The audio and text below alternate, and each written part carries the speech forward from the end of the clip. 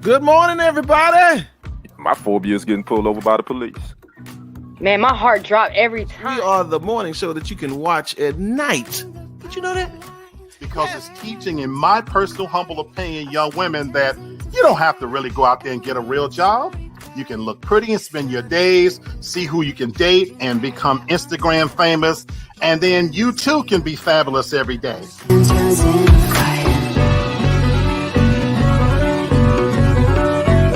It's an unrealistic expectation of you. But we're going downhill from here. Little balled up stomachs. Nobody wants to own up to anything they've done to African American people over the past 400 years. You want to take everything that we got, everything that we brought this country. Forget, you know what? I love indigenous people. I love everything. I always talk about the movements. Why people keep doing stupid stuff and why I don't get the Black Lives Matter movement and all this other stuff. And then I'm like, well, why don't I just start my own thing? A whole entire country was built on the backs of... Hey, listen, y'all know what time it is. Mr. Lee Black, holla. Oh, my. Look at those words. Okay, holla at her for a second. This is not 9 minutes and 49 seconds sitting on somebody's neck. This is an officer doing a very difficult job, right? That should have been avoided before it happened. Did you really mean that? And I was like, yes, absolutely, I did mean that. With my whole being and my whole heart.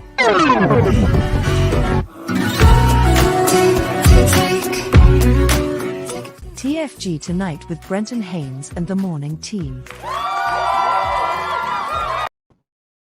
Good morning, y'all. Happy Monday. Thank you, cousin. What's up, y'all? My goodness. It has actually been 14 days since I seen y'all. Man, I really missed y'all. I'm having some withdrawals. Good morning, everybody. Good to see y'all. Listen, y'all know how we do this thing. When y'all come in, say what's up, y'all. Listen, I don't want to play around. I ain't seen y'all in a minute. I'm having withdrawals. I'm excited. We got so much to talk about, y'all. It's just amazing. So, but I'm gonna tell you what I did. Trump been quiet here lately, and he ain't been doing much. So I'm gonna kind of flip the script on us now. So I ain't gonna do keeping up with the Trumps for a while until I got to, right? Until he got something to talk about. But what I am gonna do now, I'm gonna introduce y'all to word of the day. You know what I'm saying? Back in the day, we used to say word up. So I'm gonna give y'all the word of the day that y'all can take and start using with y'all brothers and sisters that don't look like y'all. Is that all right? So here's the word of the day. Ma'am, let me see that word. What does that word say? That word, oh, that's a nice word. That word is called microaggression. And the definition of microaggression is a statement, action, or incident regarded as an instant of indirect, subtle, or unintentional discrimination against members of a marginalized group, such as a racial or ethnic minority.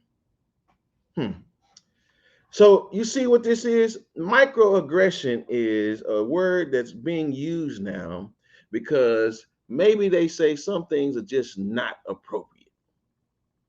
A lot of things are not appropriate. So now what they want to do is they want to be a little sneaky, and they want to say things that may be offensive, but they probably can give some reason why they didn't mean to say it. But it's still a problem. Why? Because they're trying to be funny. And so y'all, when somebody is doing something to you and they want to make it seem like they're not trying to do what they think they're trying to do, you tell them that's microaggression. And I don't like it. Is that all right? That's the word of the day. Microaggression. Let's bring the family on because I'm ready to get started. Look at him, fellas, ladies. Look at all this chocolate. Listen, it's getting too close to Halloween now. You know what I'm saying? I'm telling y'all, man. Listen, a little nibble across the neck will be all you need. Yeah, man, you crazy. Yeah. Gentlemen, good to see y'all this morning. Everybody doing all right? Yes, sir. Salute, man, my brother. Salute. Yeah. Listen, I know football season has started, but I know the ladies gonna come. I know they're coming because they're gonna see us in there. They're gonna talk. So y'all come on in here. Listen, microaggression. Y'all ever heard that word? Yes, sir. Definitely. Yeah. Yeah. Mhm. So let's just real quick, like, hit me with what is microaggression? I mean, like in your own words, like if you got like an example real quick, like just give the people so they can understand what they need to look for with this microaggression. What's microaggression, Lee? What you think that is? Well, you picked me first, so you know me. I have a way of. I did it on purpose. Look, Yeah. so microaggression is one of those $10 monikers, that we could sit here and we could expound exponentially with our education if we wanted to. I'm old school. I'm 53 years old. I hate these new terminologies because I come from a different place where, for me, if somebody says something against me, I say something back. My thin is a lot thicker than this newer generation. So this might be a generational thing, because when I hear the word microaggression, it's one of these big $10 words where people, oh my God, you offended me, and maybe you didn't mean to, but it came across, and you're looking behind the words. I come from a different generation. You talk about me, I'm gonna talk about you. Right. You talk about my mama, I'm gonna talk about your mama. And you know what I'm saying? As long as you don't invade my personal space. So I don't really get into the whole microaggressive thing. When you invade my private space or something like that, then you get knocked on your ass, and we go about our business and we live to see another day. But the whole back and forth, this is a way for this generation to come up with these intellectual terms, to offend or not offend, and we become weak as a nation, for me. So that's, for me, what I see about it. Yeah, Ken. Microaggression, man. Listen, good to see you, brother. What microaggression? This is a classic example. This term is actually, the old term they say, you hide your hand, you throw a rock, you hide your hand. That's it. That's what microaggression is. It's basically when people they mean what they say, but then they try to back off it, But you done threw the rock, so don't try to hide your hand now. That's it. So it's really one of those things where people try to insult another person's intelligence. That's it. You really try to play me for a fool, but I know where you're coming from. I can read between the lines, player. So I ain't the one. So that's what microaggression means to me. Yeah, see, that's real. And see, here it is. The bottom line is, this is how we used to call it. When you turn the lights on, all the roaches start running. Right? And right. So we just want y'all to know that when y'all acting like this, we ain't ignorant. And if you catch us on the wrong day, like Lee said, you know what I'm saying, and listen, how you give it don't mean I'm gonna respond the right way. So you be careful how you coming at me, you know what I'm saying? Especially if they didn't get my order right at McDonald's, then, you're gonna have a problem. Facts. So, better watch it. So like you said, we see you, player. So just so now we just helping the folks give a term to it when they need to go hot, when everybody's standing around, because the folks act like they don't know. We don't know what you showing us, but we do know. Exactly. Now we don't articulate it properly, like Lee said. So there's a term. D. Wayne. Yeah. What's up, man? You got that spectrum today?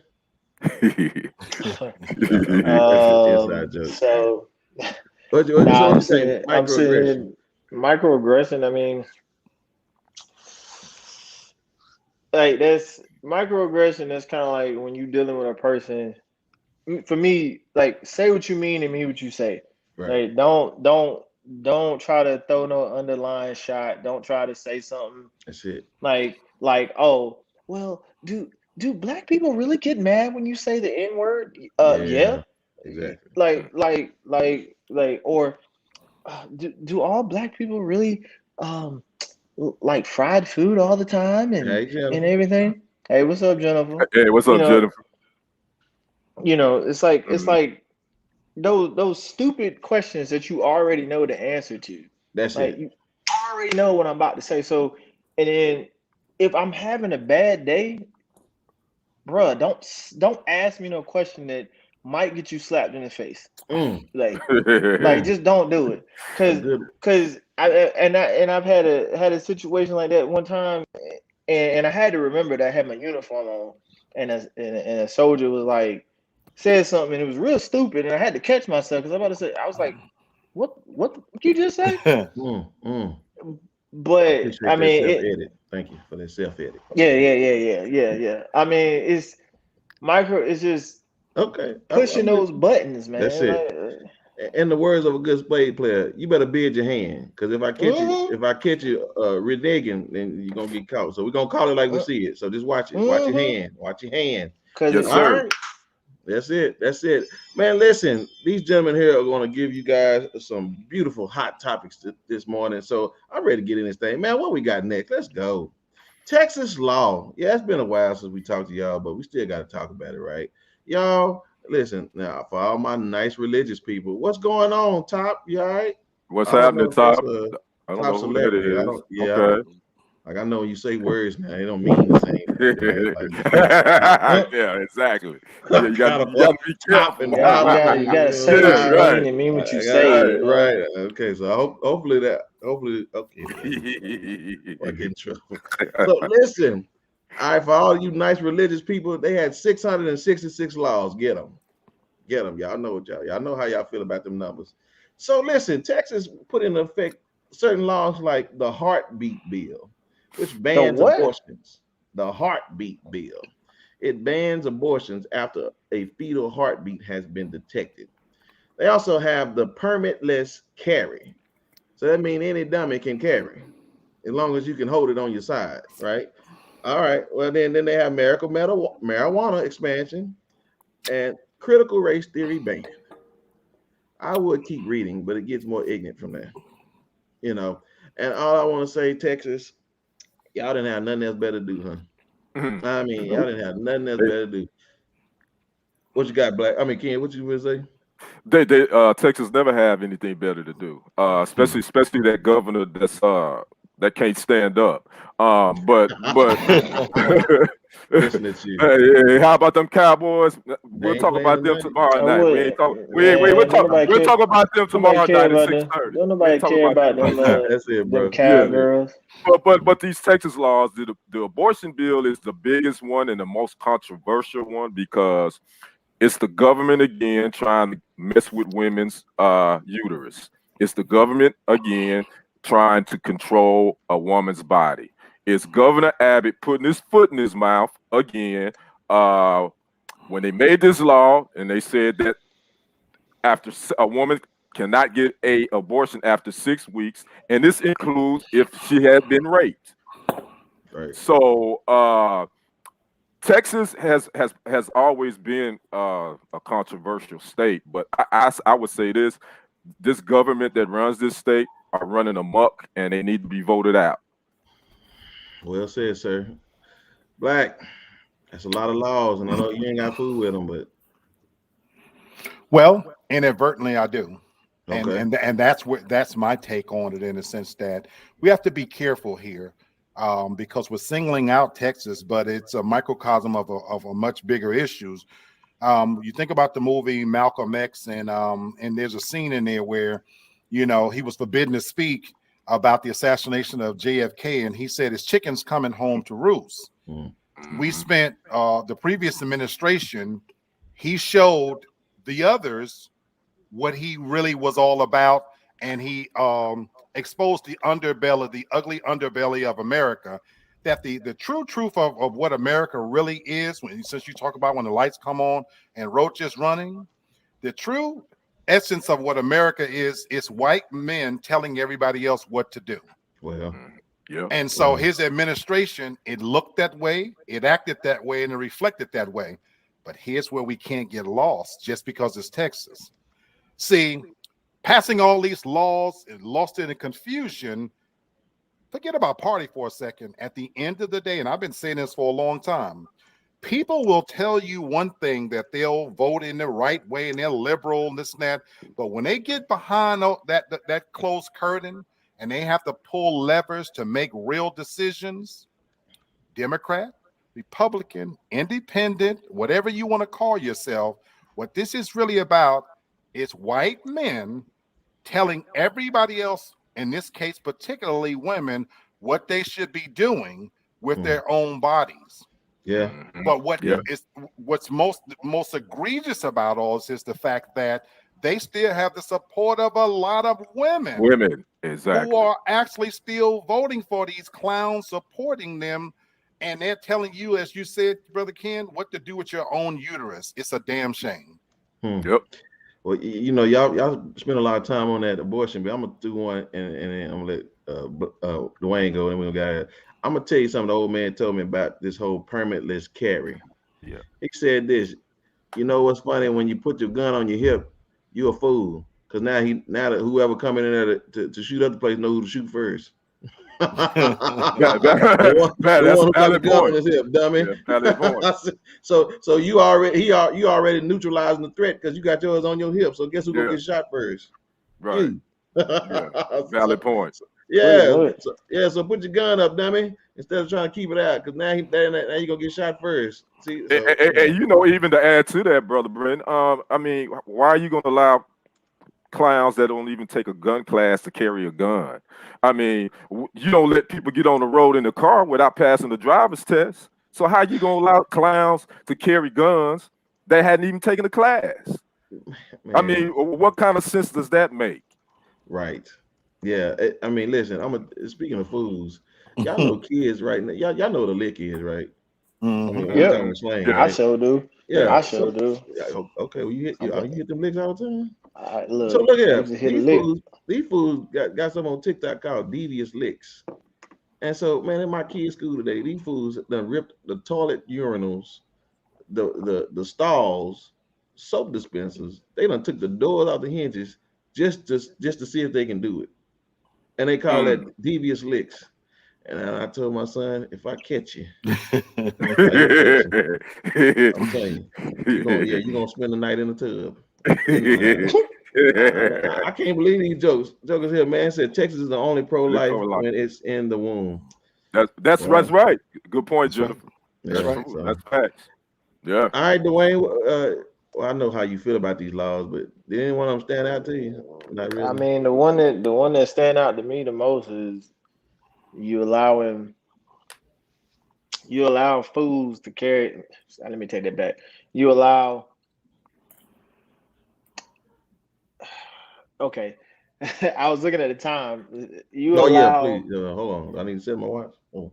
You allow complete utter idiots to carry a weapon without any sort of supervision, any sort of training, any sort of anything. Now you got dum-dums just being able to do whatever. So it makes people like myself who are very weapons conscious, and you know, I'm trained to use weapons.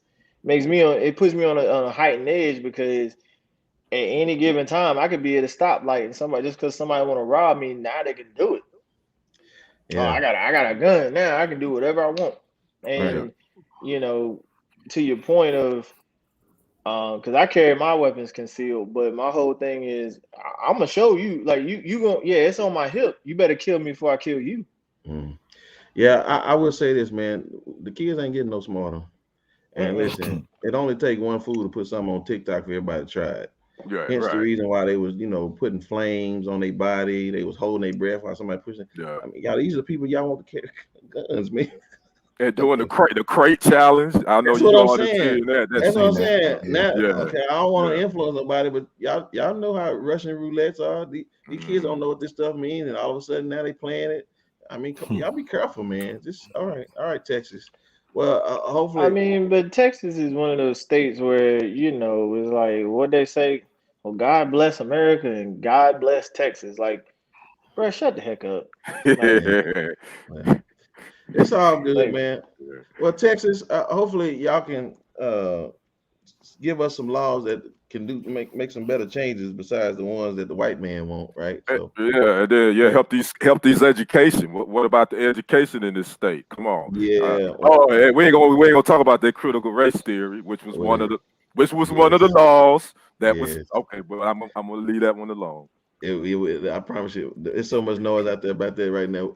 We got plenty of weeks to talk about that junk, y'all. Anyway. All right, man. What we got next then?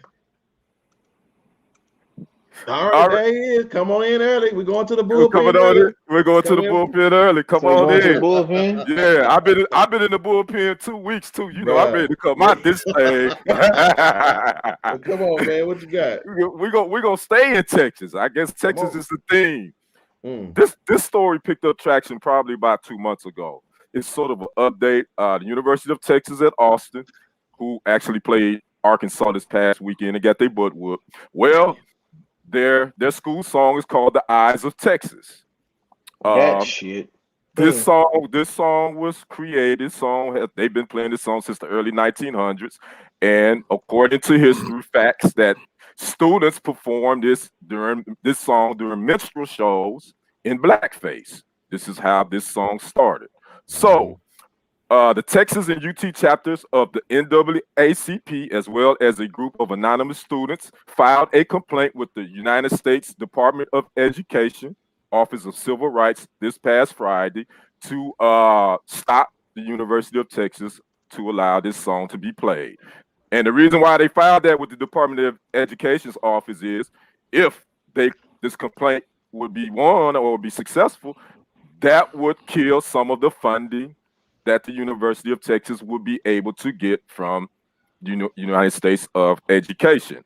So Wow. UT has been pressured to change this song for the last year, and the Board of Regents had a meeting, and they decided no, it's going to stay. We're going to continue to play this song during football games and whatnot. Now, here's the lyrics that some of the black students on the UT campus, they feel like they're going to be racially profiled and harassed because they feel like this song has some racial undertones. So here's some of the lyrics. This is the main part of this song. It says, "The eyes of Texas are upon you all the live long day. The eyes of Texas are upon you. You cannot get away.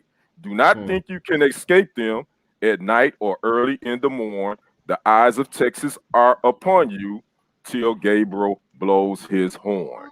Those are part of the lyrics to "The Eyes of Texas." All right, my brothers, what do you guys think about this complaint being filed, and what do you think about those lyrics?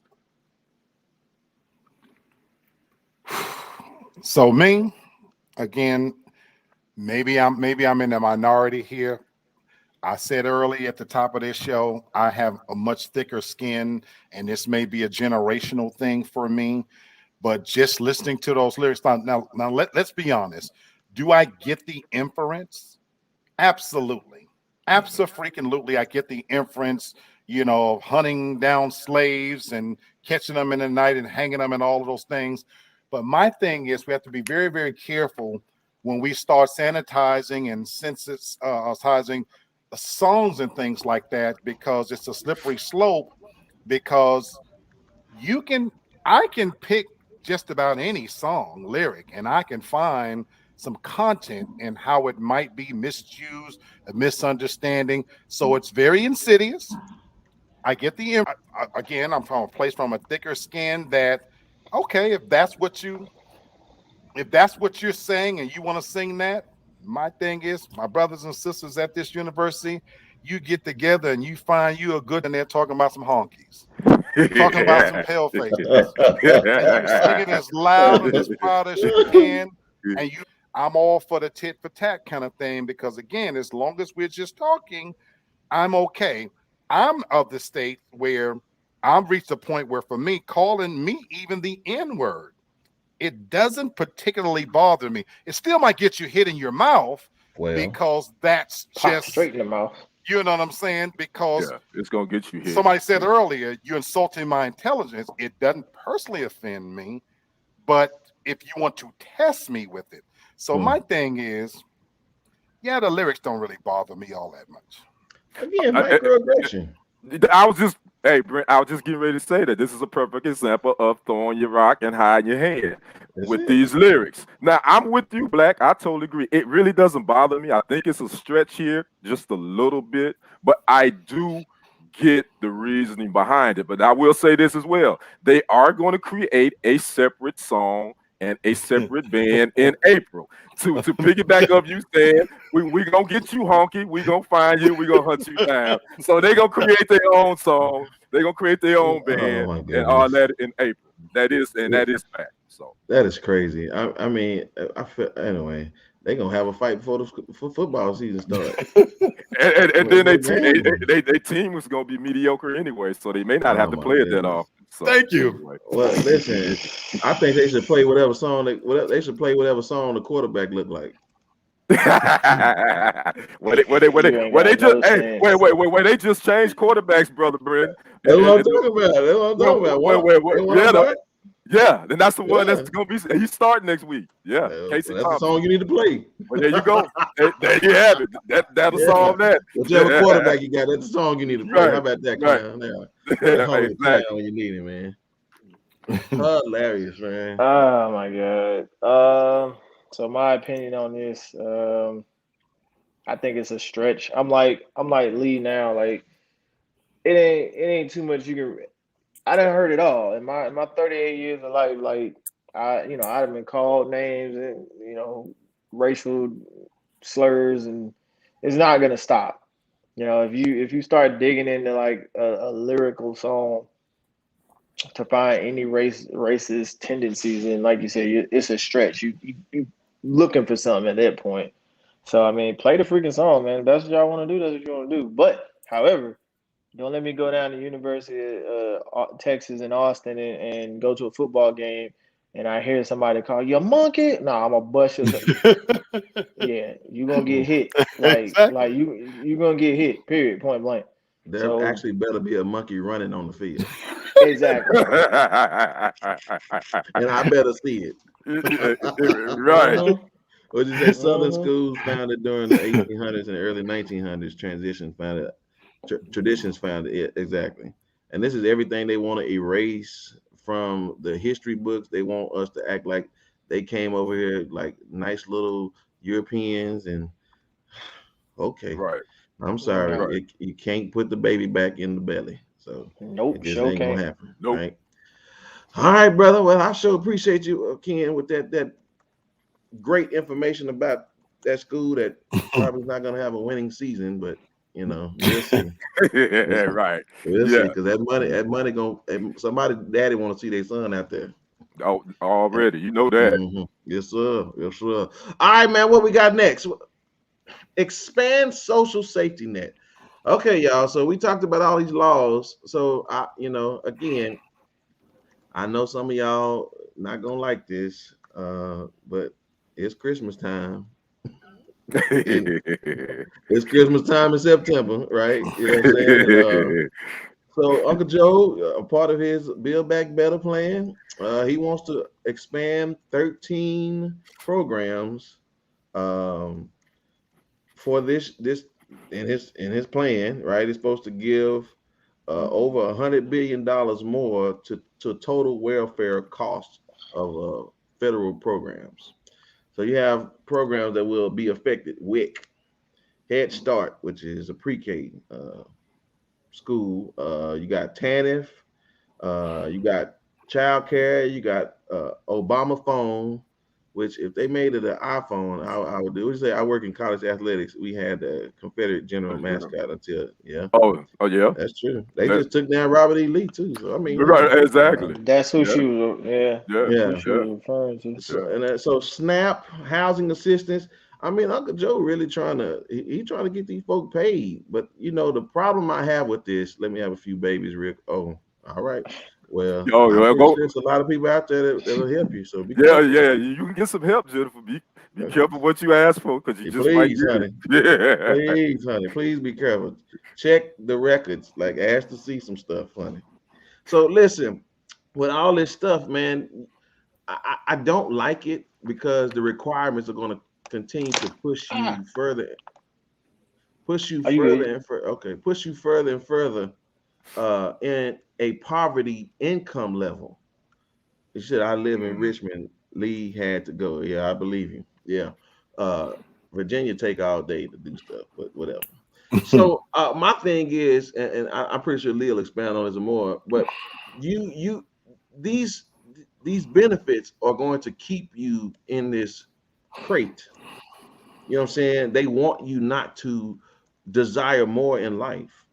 And they want to give you a handout that literally is going to, listen, Ain't nothing in life free, and if it is, you're gonna pay for it later, right? And so that's the reality about this. I mean, so him adding money, I really feel like this is a pacifier, because if you wanted to help people, then you wouldn't give them a fish, you'll teach them how to fish, right? And for me, I feel like what we're doing with this soul safety net, you know what I'm saying, is giving people fish. And the only thing that you give somebody something, they're gonna always want more of it. And so modern day slavery, yes, and we don't want to be reliant, we want to be resilient. And you're not gonna do that on this level. Black, give it to him. So I agree with Brother Lamar. It is a form of modern day slavery that keeps, in particular, people of color reliant, because we have to be careful here. We always end up being the face of all of these social programs, when in reality, we only make up 14% of the population. Nobody wants to talk about that. That's right. You know what I'm talking about that. Another movie reference here, Bruce Willis movie with Samuel L. Jackson, and he's teaching his young nephews. Thank you, Jennifer. Was that for Lee? Thank you, Jennifer. Lee always get the money. Lee always get the money. Yeah. I don't know. He's teaching his young nephews self-reliance in this movie, you know, and then he's taking them through their mantra. Who do we not want to help us? The white, blah, blah, this and that. So the thing about these social programs is what's really wrong with our government at its most fundamental level, that for 4 to 8 years, one administration could come in, and if they're Republican, they support, unfortunately, war and, you know, the military and causes, and so they throw money at those programs. No matter how good a job they've done, because even the worst administration still does some good, but no matter how good a job they've done, when they change hands and now it becomes a Democratic rule, they change stuff just for the hell of changing it, but then they throw money at social programs. Yeah, man. But what we never get to the root of is why these social programs were created in the first place.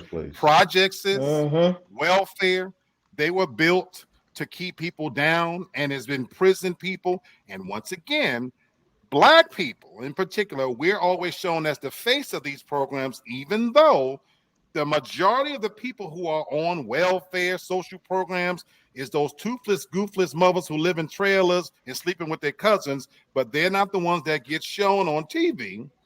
And so when Uncle Joe, as he's called, is throwing money at these programs, it's still a sneaky way of racism. It's a sneaky, insidious way of saying, this is what I'm doing to help and push the Black agenda, because call it like I see it, he's failing at his promise to Black people. He got elected on the backs of, in particular, of Black women.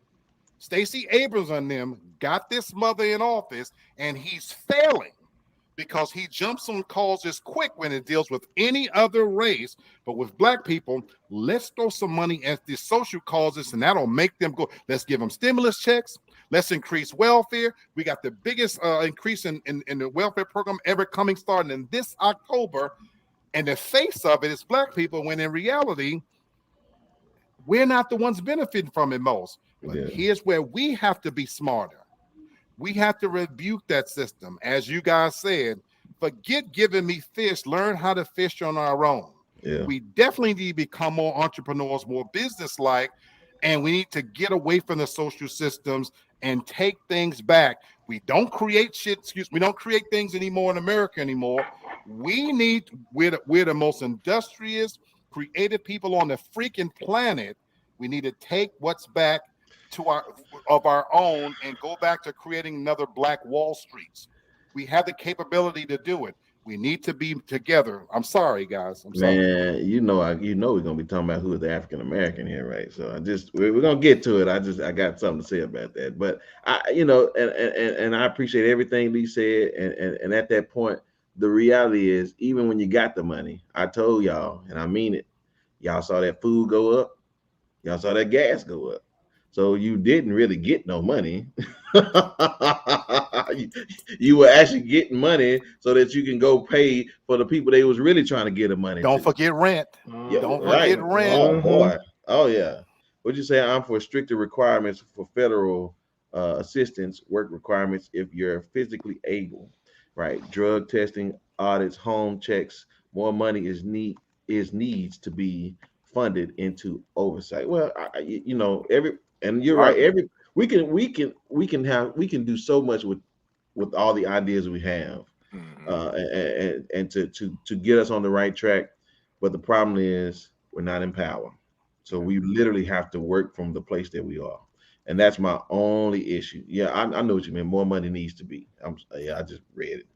That's my fault, right? So, all right, Ken, what's your take on all that? Can we go back to Lamar comment? He had a good not this one, about start giving business loans and give some grants and loans for businesses. Forgive to me that is definitely one of the things we could definitely do better. That's one great idea. Now my thing is, I'm in the middle of the road. I think you got to have a balance. Believe me, because let's go and be honest. We had a pandemic that hit in 2020, and that we still feel it. I'm feeling it. I lost my job. I'm a professional. I got a resume. I'm still looking for a job. So my thing is, there do need to be programs in place to help those that are trying to help themselves. Now, I do think you need to have stipulations. I think that there has to be strict requirements for you to be able to continue to get anything from the programs. Now, on the flip side of that too, I would say this: if y'all would just give us our reparations, we wouldn't even need them programs. Because guess what? If you give me my money that's owed to me and my family, we'll start our own businesses. We create our own Black Wall Street. Then you won't need these social programs no more. We won't need to get these business loans. We won't need to have to be in debt to go to college. We won't need all that. And then I guarantee you, things will change. Yeah, I hear you, Jennifer, Ken, and Lamar. I know we need regulation, but y'all got to understand, we were starting from a deficit. Like, it's not as though we were given something, trained in it, and then we jacked it up. No, we were given things, not trained to how to operate in them. And so we were left to fend for ourselves. That's like me giving my 7-year-old the key to my truck and tell him, son, get to school, get home as best you can. What are you going to do with that? You know what I'm saying? What you got, Black? And then we go, Dwayne. Oh, Dwayne, you can go first because I want to speak on something.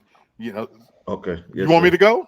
Well, I don't know where you at, but I mean, I feel like this.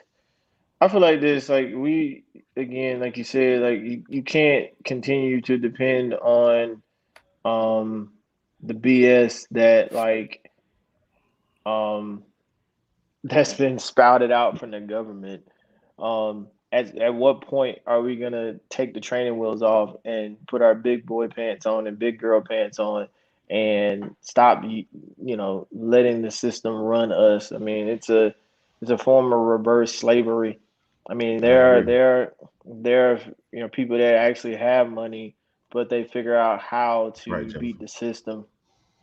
And like Lamar's point earlier, student loan forgiveness. Do you know that they forgave student loans, but they only forgave like those institutions.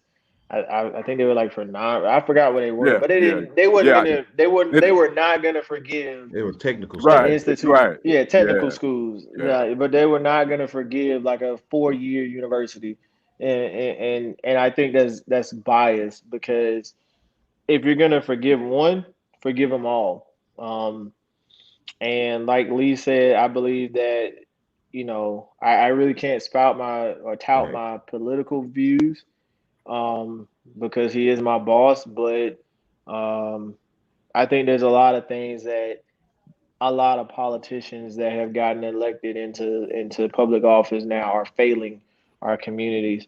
And I think they're failing the entire populace, not just one community, but the entire populace. And until we take the training wheels off, we're going to stay in the position that we're in. But the problem with Black people is that we want to shine. We want to have what somebody else has and keep up with the Joneses. And because you got this, well, I got to outshine you, and we're gonna forever live like that because that's been ingrained in our system since slavery started.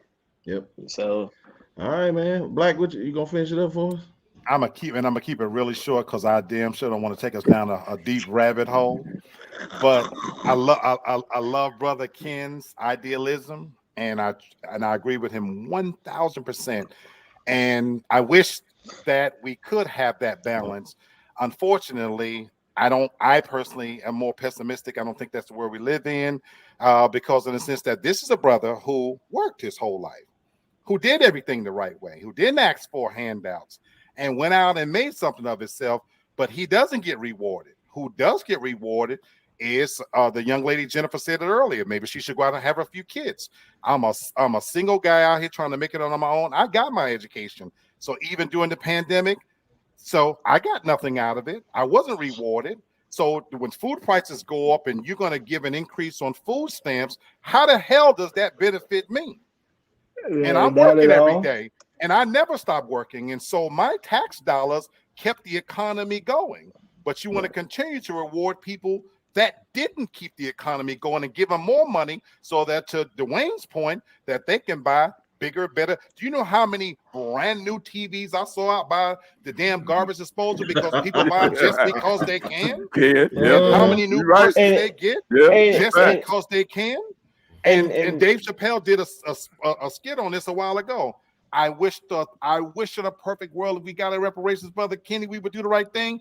But let's be honest. How many of us will be saying, "I'm rich, bitch," and we'll be buying all kinds of unnecessary foolish shit? Because we're not going to do the right thing. So to your point, there does need to be a balance. They definitely need to have some oversight. But the system is broken because the very people who are keeping the economy going, they're the ones that's not getting supportive. So because all of these brothers on here, all of us right now who go into work every day, paying bills, and taxes are taken out of our checks, and it's not even going to support our own people. Yeah, man. Again, we're the face of this, but it's going to support people who still think coal mining is coming back. Yeah. I mean, absolutely ridiculous. This whole system is like a traveling circus. You know what I'm saying? Y'all ever seen them circuses that come to the parking lots of Walmart with Ferris wheels and I mean, man, who getting on them rides, bro? When you go over there and you see the dude who can't even keep his pants up and smoking cigarettes. I mean, who getting on them rides, man? You know what I'm saying? So it's just a jacked up circus that you going in because it's at the parking lot next to you, the nearest Piggly Wiggly. Listen, y'all stay off these rides, man, because they nasty. Some of them ain't gonna work right. Matter of fact, a few months ago, we were showing one of them rides. Yeah, one of them rides. Right, man. Yeah, we did. We sure did. We saw. So when you do what you're supposed to, that's what you're supposed to do. So what do you want? A cookie? Well, that's the truth. I get you. We ain't giving cookies for stuff you're supposed to be doing, right? That's the not truth. at all. Well, all right, y'all. Well, but we give cakes to people who ain't doing shit. Sorry. Well, okay. Nah, we give 3-course meals and 8-pound sirloin steaks to people that doing what they're supposed to do. You usually couldn't buy everything with them white cards, but now you can get anything. You can get the T-bone, you can get the ribeye. Shoot, you usually go and get the buying up all the crab legs. I go to Coles, I want to get my crab legs. That's it. Seafood ball for the and I'm paying cash. Yeah. What's up, Bass? What you say? Ringleader equals the system clowns. Yeah, man. You know, it is what it is, bro. But listen. My kids can ask all they want. Can we go to that thing? No, you ain't going to that thing. Take you on that ride. All right, what we got next, man? Well, speaking of this whole situation, there she is, Megyn Kelly. See, it's kind of back to the whole. Why is this white woman still relevant? Why is she still relevant? I got an answer for that. I got an answer for that. Oh, look here, he got an answer for it. Being content with being. Yeah, subpar is the new. I don't know how wealthy you're gonna be with that because it only lasts from paycheck to paycheck, right? All right, so real quick, Megyn Kelly had something to say about. So here it is, as Ken was saying about Texas and their anthem. So now all of a sudden, the NFL had come up with a bright idea that they're gonna play the national anthem along with the black national anthem before every game. I mean, if exhaustion was a person, right? I mean, I'm listen. We can give food stamps and raise up grocery prices. So why not put a black anthem with a national anthem? Okay, y'all. So Megyn Kelly has a problem with it. Go figure. You know what I'm saying? Of course. Megyn Kelly, Of course she does. I got a problem with it, right? Because we pick and choose what we want to acknowledge. You know what I'm saying? And again, we're talking about this parking lot carnival that everybody wants us to get on the ride. You know what I'm saying?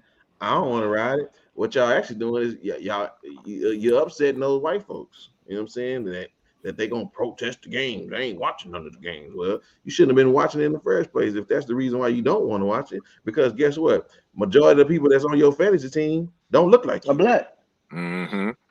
I mean, okay, well, somebody, right? And even right now, the black quarterback. I'm stop playing. I'm gonna stop messing. So she says that she doesn't understand why would they want to play the black national anthem, right? And she didn't. She said they don't need two anthems. Megyn Kelly claims we are one country, and for me, there we go. That's my issue with willful ignorance. You know what I'm saying? What? Because you willfully say we're something. Again, you're headed toward microaggression for me. Right? I was about to say exactly that. That's that microaggression right there. And that's what I'm saying. That you want to be intentional about saying something, but you don't mean what you really say. Right? That's not the truth. And so for us, she don't think that the average American, black or white, wants to hear the black national anthem. You're right. But where you're wrong is the reason why we don't want to hear it. And this is coming from the woman that says Santa Claus is only has to be white.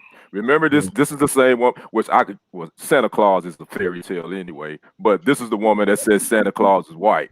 But let me say this. What up? Good to see you. Me personally, I don't think either anthem should be played before sporting events. I don't still understand why the national anthem is played during sporting events. Actually, I do know why. The NFL, I know why they do it. They get money. They signed the contract in 2009 to start playing the national anthem before games. So the NFL gets money to do that. So I already know why they do it. But to go back to Megyn Kelly, she's just another Karen that's out of touch. She picks and chooses subjects, and she always picks a subject that's controversial, that's dealing with us, and see, here's the thing about a lot of white folks, not all white folks, because they always want to tell us how to feel about something. They always try to tell us how we should feel about a certain situation. That's that microaggression. We're going back to the beginning of the show. They like to throw the rock and hide their hand. So me personally, the black national anthem, I love it. It's cool. I don't really care one way or another. They play it before any sporting event. I don't think it really is that big of a deal to me. But I got a problem with Megyn Kelly speaking on it, me personally. My whole point is, if you're going to recognize one situation, you need to recognize the CRT, and you need to recognize the systemic racism.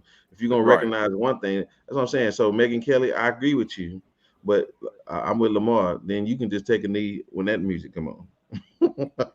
Right. Dwayne, what you think, man? Me personally, like, I'm used to the black national anthem. I went to two HBCUs. That's something that they played before every football. Like after the regular national anthem, black national anthem. So I'm used to it. You know what I'm saying? So I mean, it's no biggie for me. Do I think the NFL should play it? I mean, that's their call. If Roger Goodell wants to play it, go for it. Play it, But Megyn Kelly, shut up. Like for real, just like shut up. Sit your Karen. Okay, I'm in 50 minutes of the show. Sit your Karen ass down. Like, don't nobody give a rat's behind about what you're saying. Joe. Like, you're not even. Where are you on the relevancy scale of life? You're like a minute blip. She trying.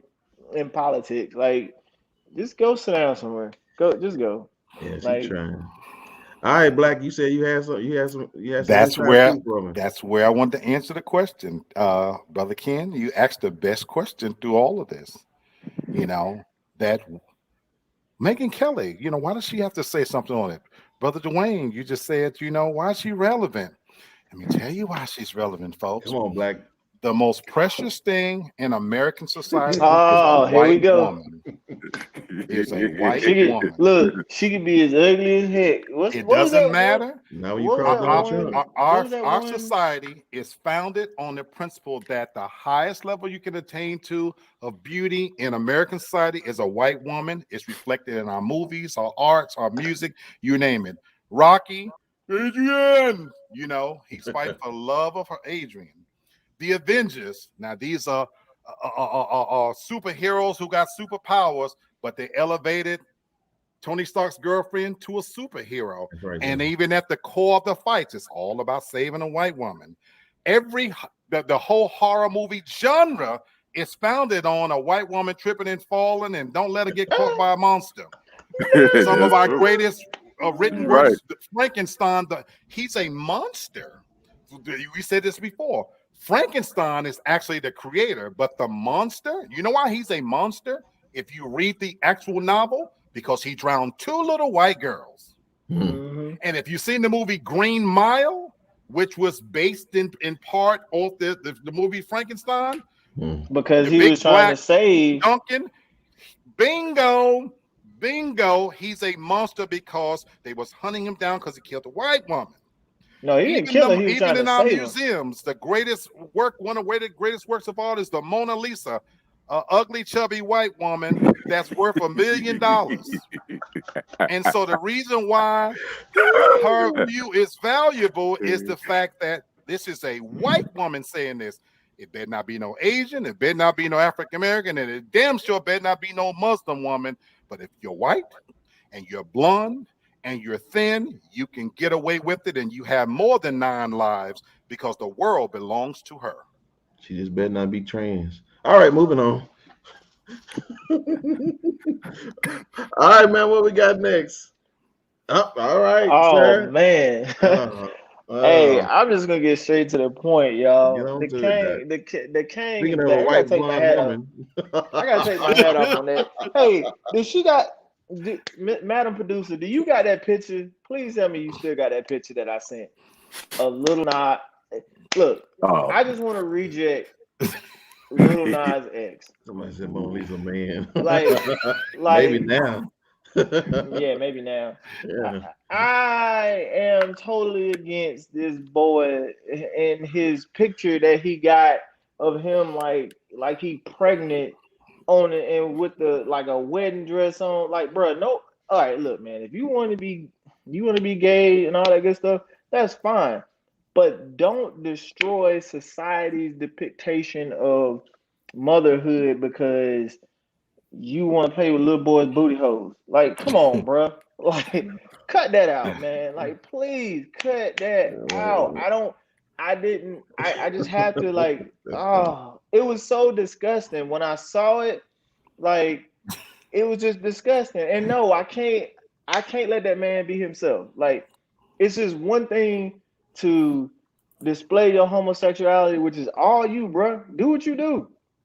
But when you got a picture of you on your knees holding it and you got a little marriage veil over your head with some flowers looking like some. He looked like he was holding Bruh, no. I can't.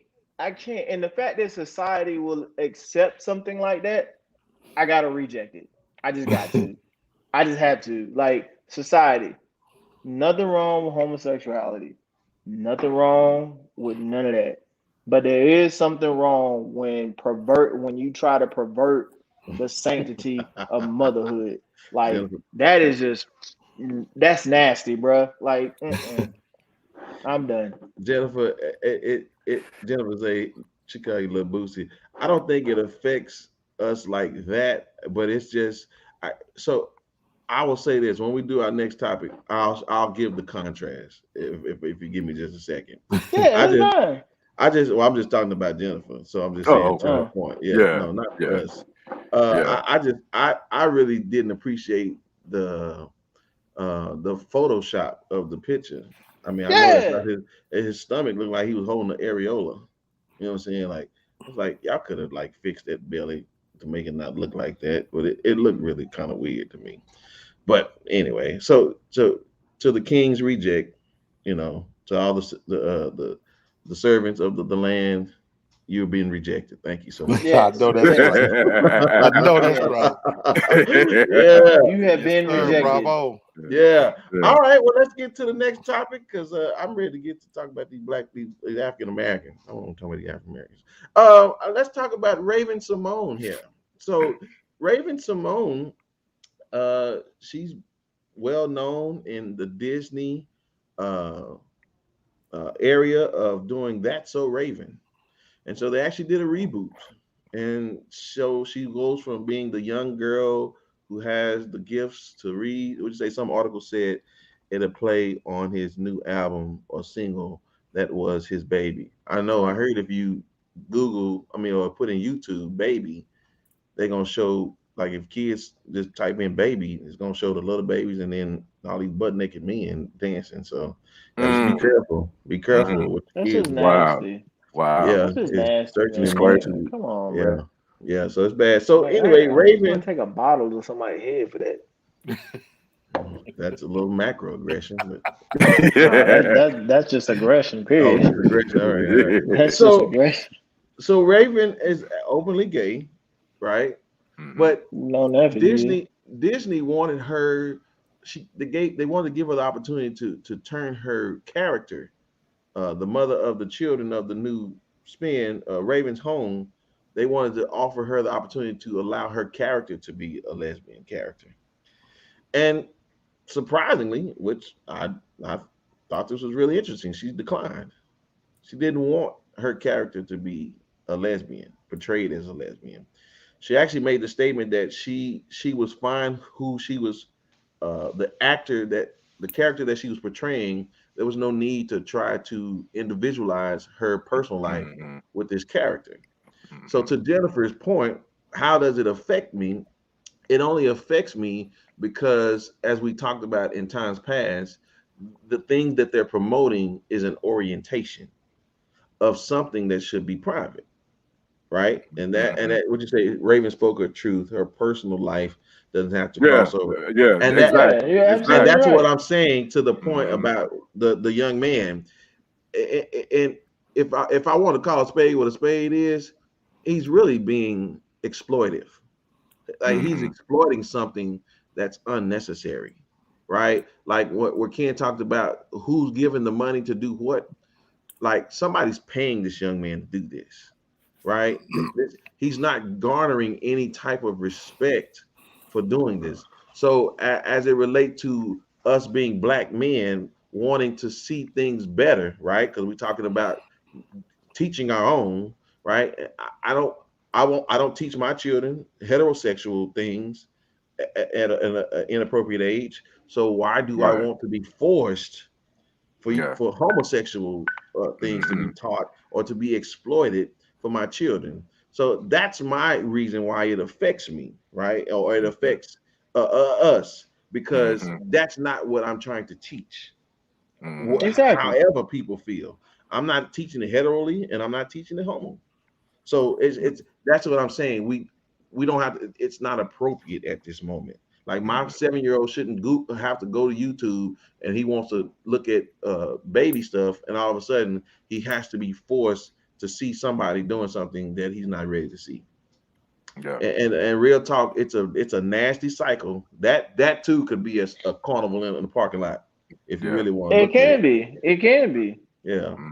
Go ahead, Ken. Go ahead, Black. Well, to speak on Raven, Black, I'm gonna be quick. No, go, Black. my brother. To speak on Raven, I give her much respect for separating her personal sexual orientation from the character, and I thought that was cool, because I was like, why would you want to change that character's sexual orientation when the whole time when she first started playing it, she was a heterosexual? So why would the writers want to come in and ask her? So do you want this character be lesbian? Why would I want to do that? She wasn't originally lesbian, so see, and it's the kind of stuff this highly weird stuff, man. This highly weird stuff that we deal with on a daily basis for some reason. Hollywood just like to do crazy stuff and for shock value. And then my last thing I'm gonna say, so much respect to Raven on telling them no, we're gonna keep it like this. Now back to Lil Nas X. Let me say this about being a heterosexual male. we have to be Go ahead and say that. It's crazy that we have to be careful on how we express how we feel about homosexuality. So, because if we say something any kind of way, we're either bashing homosexuals or anything. Let me say this. I have no problem with a man's sexuality. If you're a homosexual, that's cool. But what I do have a problem with, I can still like you and not like your lifestyle. Absolutely. I can still love you and not love your lifestyle. That's not. I'm not hating on no homosexual. I just don't like it. Like the Lil Nas X. I'm sorry. I don't like it. I don't like it. So I don't watch it. That's my thing. I don't like it. I see it. I click off on it. I don't say nothing about it. I keep it moving. So anyway, that's like on that. That's right on. Jennifer, like what the word said. Hold on, Dwayne. I'm gonna let you go. Oh my bad. Jennifer, I'm gonna address you, but let me let the guys finish their statement, and then I see you in there, and I'm gonna come get you, but I'm gonna address what you're saying. Go ahead, Dwayne. Oh, I mean that's like what it said in the world. Don't hate the person, hate the sin. Yeah, and you're gonna create a different conversation when you make that statement too. So I hear you, but it's the fact though. Well, I hear you. I'm just telling you that just for the sake of not creating more argument about it. So yes, I understand what you're saying. All right, Black. You had that preacher finger up. Yeah. So my thing is, I respect what Raven did as well, but for different reasons. But for a different reason, I agree with every point you made, Brother Ken. The character wasn't originally a lesbian.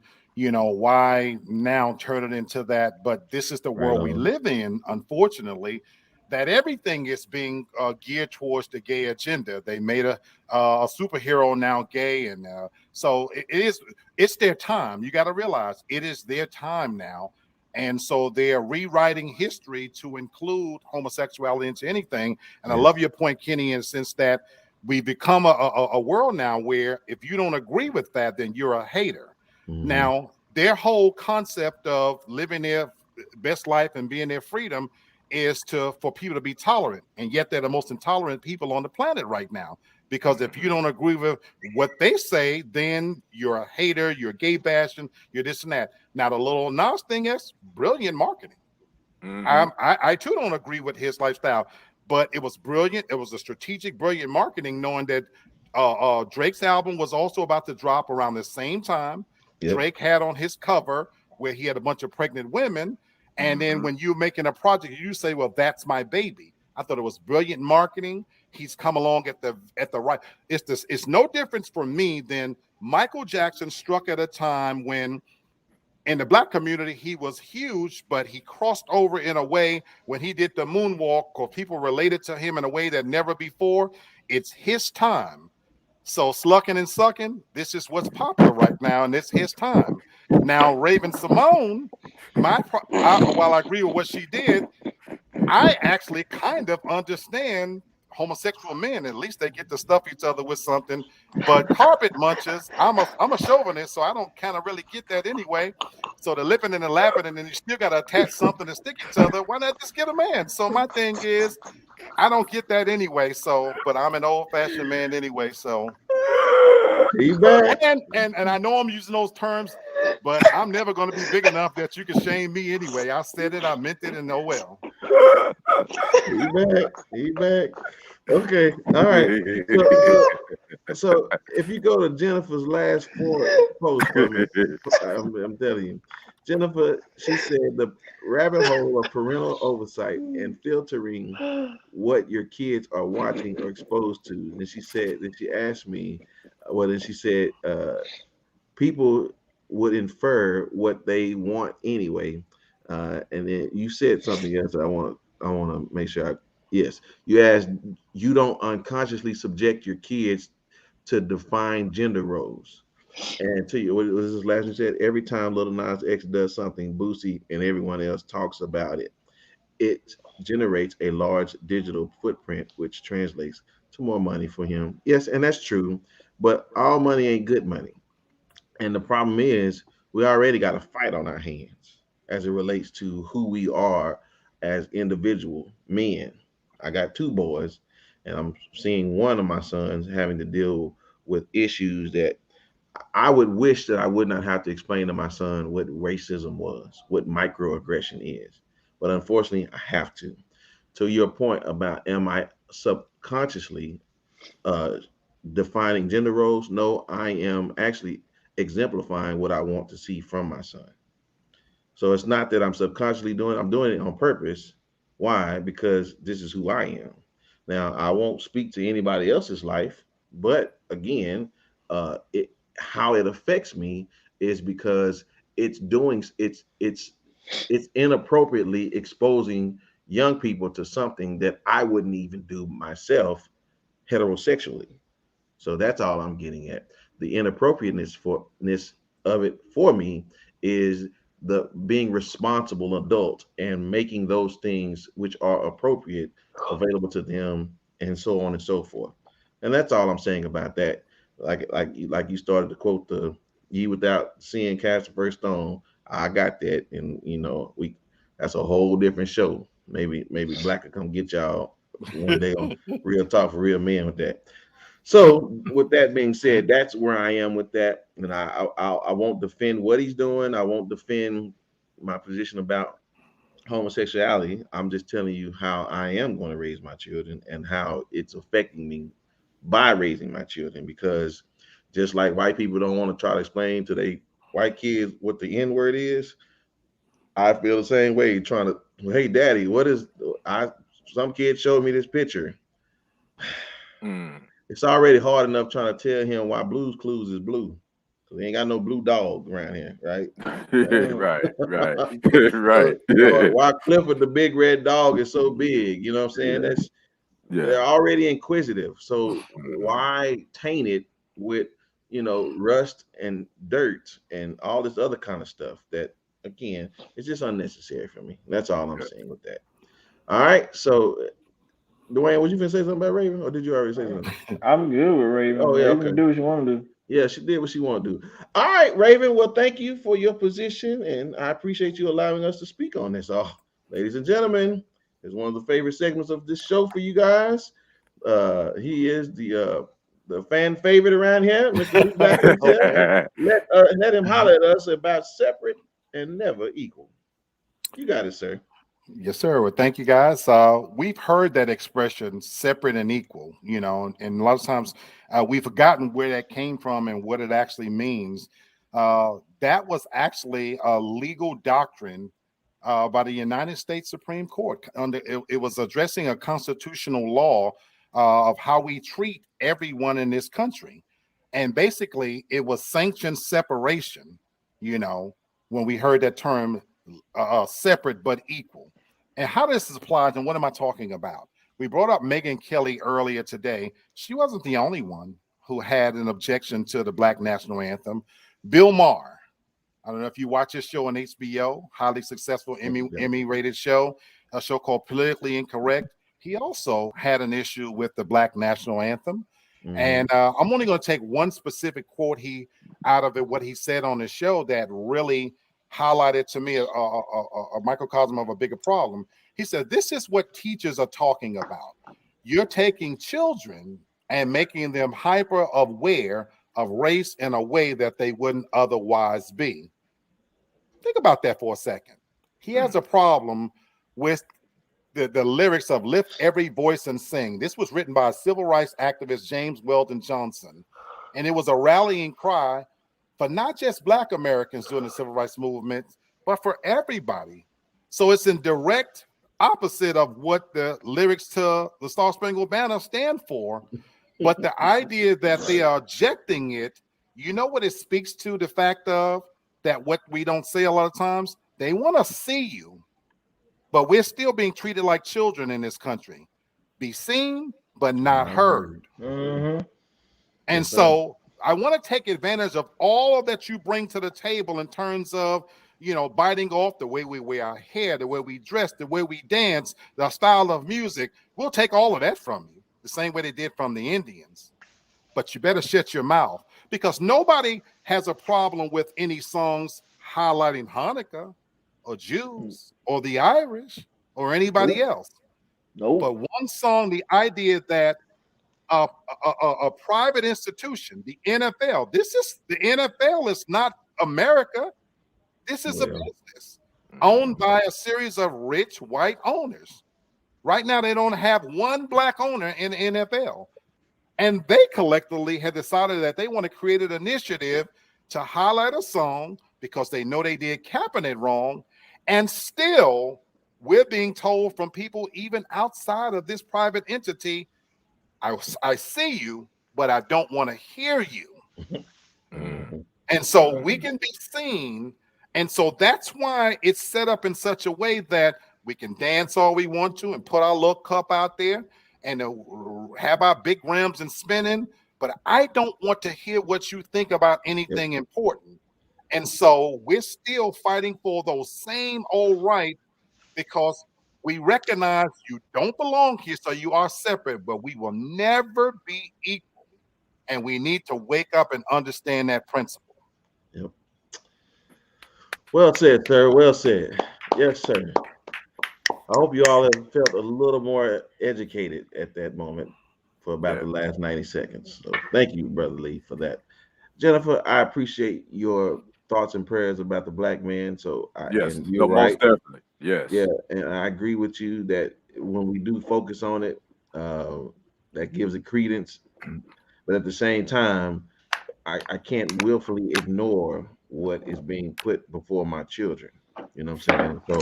So that joke gonna fail like 3 times a day. That, man. Yeah. Sleeping, man. Sleeping. Okay.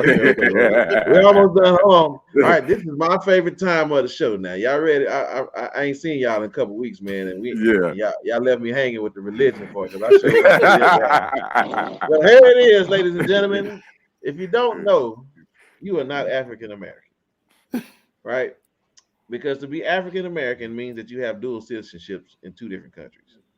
And unless you are have a passport that acknowledges that you have citizenship in Africa, you're just black. And you're in America. But I wanted to talk about specifically the African American. Who is he as it relates to the family? And we've talked about Lil Nas X and all of these, and Bootsy, and we've talked about R. Kelly, and we talked about all these other Raven. We've talked about these different black people. But what we fail to realize is that white people treated Africans as a social experiment. And what they tried to do with the family, which was to sow discord, they would do things like remove the father from the mother and the children. You know what that looks like today? Women having 4 and 5 children with 4 and 5 different men, putting them on welfare. Welfare says, well, you can stay in an apartment, but the man that you had a child with can't live there, else we're going to kick you out. Yep. It's systematic. And it started when they were they were experimenting on how the family was being torn apart, because he would remove the man from the family and put him in the field or kill him or send him somewhere else. Why? So that the family would become disoriented. You guys, we are still being affected by social experiments that were done on people that we don't even have any relation with. And this is the reason, and here it is, what I've come to realize about who is the African American. It's an ideology. And an ideology about who an African American is has infiltrated our lives. And we have based our ideology on African Americanism, being African American, by the way we go to church, by how we treat our loved ones, by how we treat those that we work for. There is an ideology that has allowed us to not treat the original family, the mother, the father, and the children, as it was supposed to be. Yeah. Because now we can say to how Little Nas X is or how Raven is, and then we get into a fight where now it's feminism or masculinity. These are all ideologies, and it was established from a horny white man sleeping with black women, Africans. And then when they tried to put them together, they did it on purpose to remove them. So the next time you find yourself fighting against the origin of the family, ask yourself, am I using the ideology that was implanted in an African family that came over here 400 years ago? Because that ain't us. No.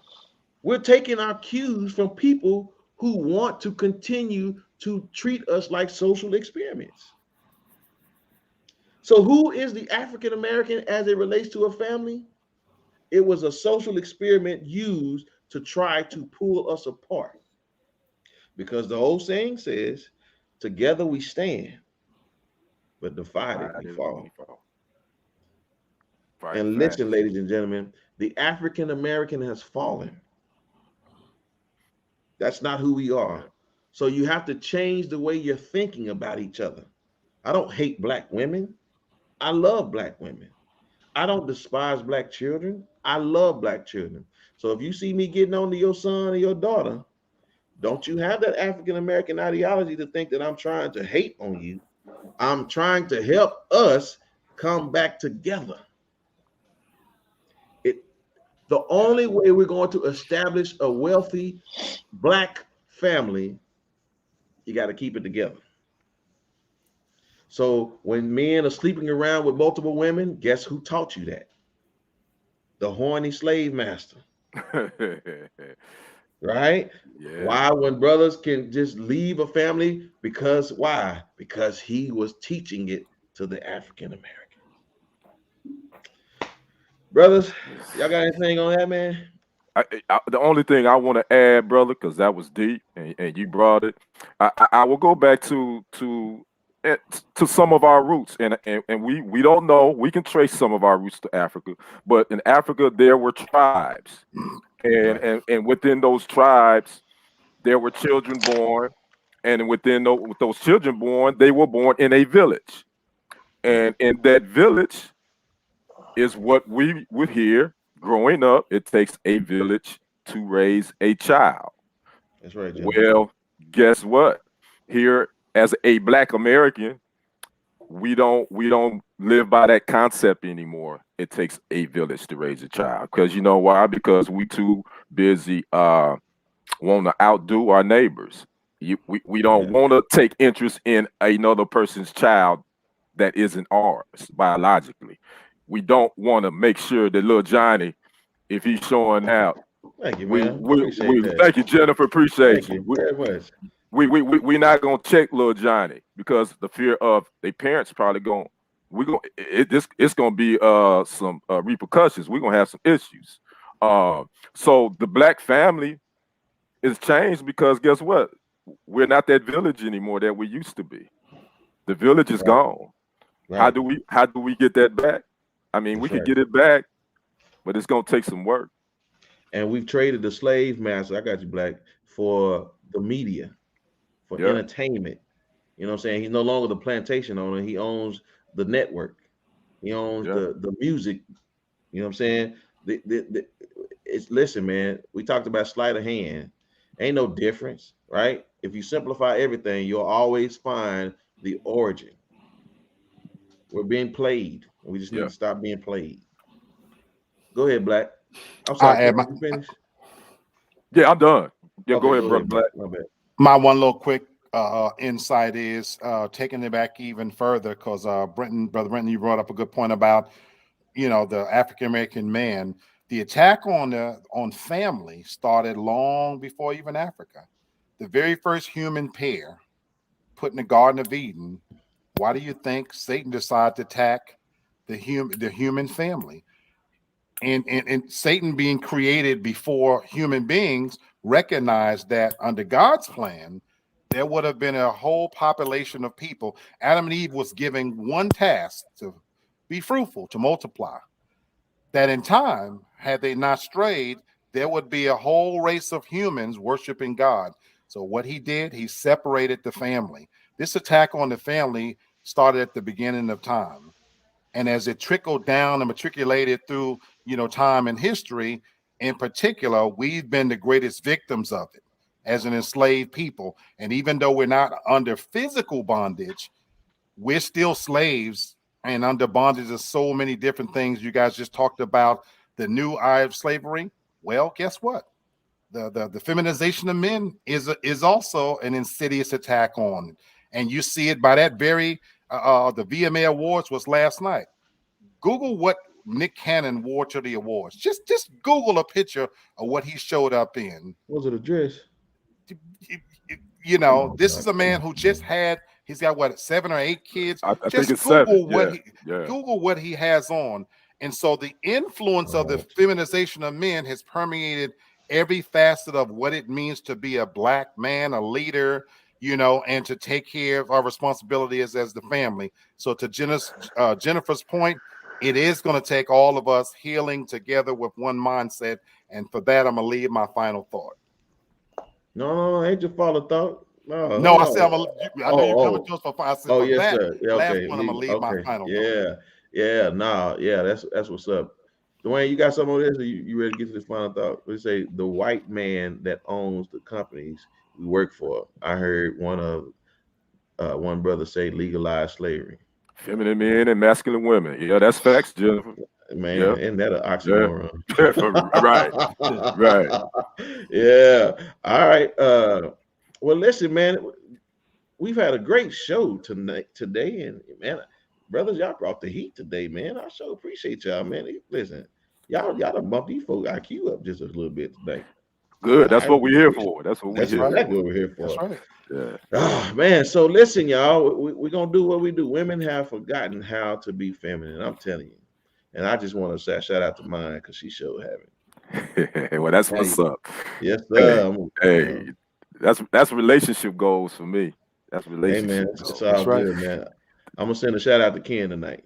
These single streets are full of. Hey, let me tell you this: these single streets full of potholes and detour signs. Hey, man, yes, sir. That's putting it nicely. I call them nasty, filthy, no good. That is. Y'all, man, I listen. I appreciate y'all today, man. Listen, let's get to these final thoughts. Ken, you already in the big screen. Let us know, brother, what your final thought is this morning.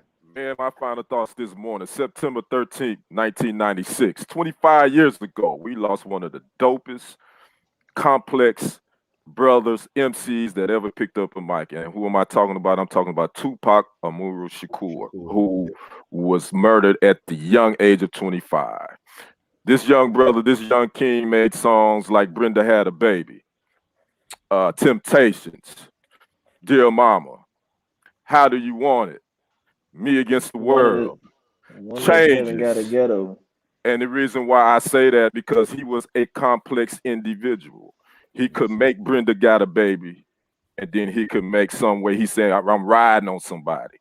But this young brother was intelligent. He wrote poetry, The Rose That Grew Through Concrete. If you haven't read that poem, check it out, Google it. So I say tonight, we're going to give much respect and in memory of my man Tupac, one of my favorite hip-hop rappers, favorite actors too, because he was dope on the movie screen. Yeah, he was a good actor. And I just hate to say he was gone too soon. But the one thing I would say is, as men, as everybody, make sure you live your life. Make sure that dash count. Make sure that dash count, because we all going to have that dash. Make sure what you do between that dash count. And I believe Pac did that. So salute to you, Tupac. Rest in power, my brother. And those are my final thoughts. Good stuff.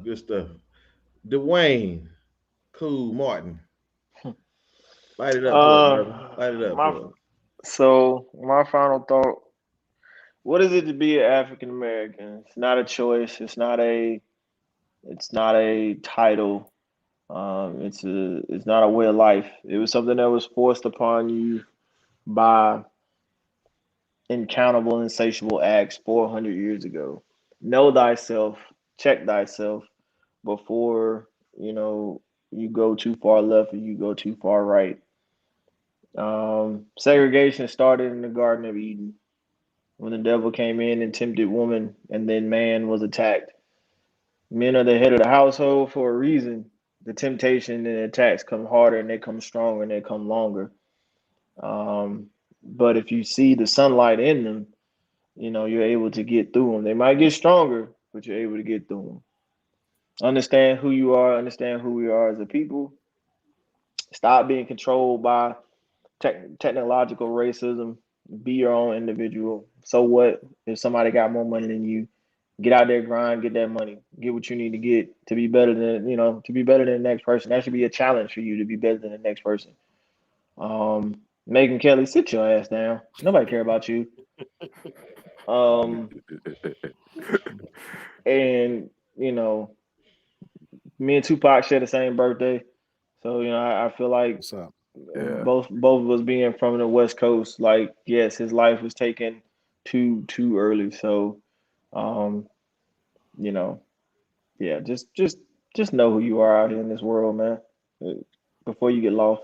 And yeah, you're gonna share that dash. Here lies from this point to this point. Gotta go. Right on, man. I appreciate it, brother. Man, listen, fantastic job. Fantastic job. Thank you. And within your time limits. Appreciate it.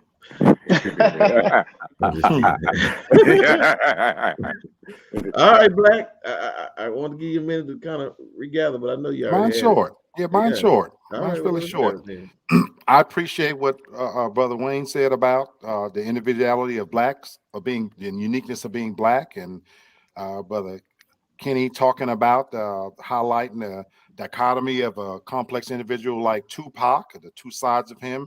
And then you, Brother Brenton, educating us, calling to mind and helping us to understand, who we are as African Americans. Disregard some of the things I say. They might come across a little bit harsh. It's my truths for the record. But if I'm going to ask for us to be seen, I wanted my final thoughts to be, I see everybody too. You know what? We can disagree on what our lifestyle should be. As Kenny said earlier, I can disagree with your lifestyle choices and still love you, the person. So I want my final thought to be, guess what? I love all my black people, believe it or not. I may call you a few names here and there. So I may say a few things that can come across a little bit harsh, but we got way bigger problems than to bicker and fight amongst ourselves. It's just like me trying to nitpick whether somebody white is Irish or Asian or Russian. They're all white people. They're all standing together. At the end of the day, we all brothers and sisters under the sun. So whatever your personal choices are at home, sexually or whatever, if you're not bothering kids and women and hurting dogs, you still my brother, you still my sister. I don't care what you do behind closed doors. You still my people. I still will ride with you. And if they're not going to see us, we got to make them see us. And I see you, and I still love you. Well said, sir. Well said. Word. Well said. Word. I really appreciate the way we represent brothers. And I'll say that, man, because there's a lot of things that can confuse us. But I believe our consistency with coming on here and sharing these truths respectfully, articulately, but again, like you said, we're gonna call it like we see it. And I think that's if we don't do nothing else for this world, we're gonna give this the truth. You know what I'm saying? So shout out to Jennifer. Jennifer, thank you so much for those stickers. And y'all still have time. Thank you, Jennifer. You know what I'm saying? Listen, will there be another? Will there be another? Just click the little button at the bottom. It ain't gonna hurt you a little bit. Jennifer said, good show, gentlemen. Be blessed and stay strong, for you are loved and valuable beyond measure. That's the love we got to show the world. Thank you. Thank you. And I appreciate it. We appreciate that for sure. Because we fighting them other jokers every single day, y'all. So we just don't want to come home and fight neither. Look, I fight them from 4 o'clock in the morning to about 5 o'clock in the night. Well, speaking of the war, we didn't talk about Afghan today, but I came across some breaking news, y'all. Listen, we found out that we spent over $80 billion in Afghanistan. You just now found that out? Well, I'm just saying, we didn't know it while they was there, so we know now. But the problem is we didn't know what we got for our money. So we were supposed to have trained the Afghan people to fight against the Taliban. We were supposed to train the Afghan people to use our equipment. And you know what you know how we spend our money in Afghan? Take a look at how we spend our money.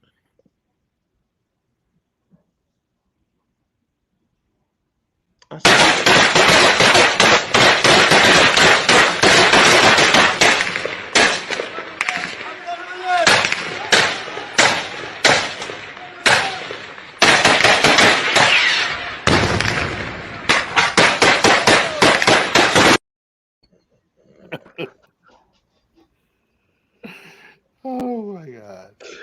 Man, they can't even fire a rocket. What's going on with them jokers? Listen, y'all want to know why Joe got up out of there? Because he didn't want nobody to see what that training looked like after we paid him all that money. Shame on them jokers. Yeah. Shame on them jokers. Look at Dwayne. Dwayne, no, I ain't lying. Oh man. That dude can't even. What you call one of them rockets? What they call them things? RPGs. RPG. They can't even shoot an RPG. Look at them, all it is just point and pull the trigger. That's all you have to do. Like, yeah, you know, I can say something about that too, but you know, I ain't gonna go there. But anyway, y'all, listen. Now we know why Joe had to leave so quickly because he didn't want nobody to see what all that training cost him, man. Yeah, right. I'm just telling y'all, we ain't too far from that welfare package either, so y'all watch out for that. So anyway, watch out. Listen, y'all. That's Dwayne. That's Ken. That's Black. I'm Brenton. We gonna see y'all Monday. We out of here. Peace.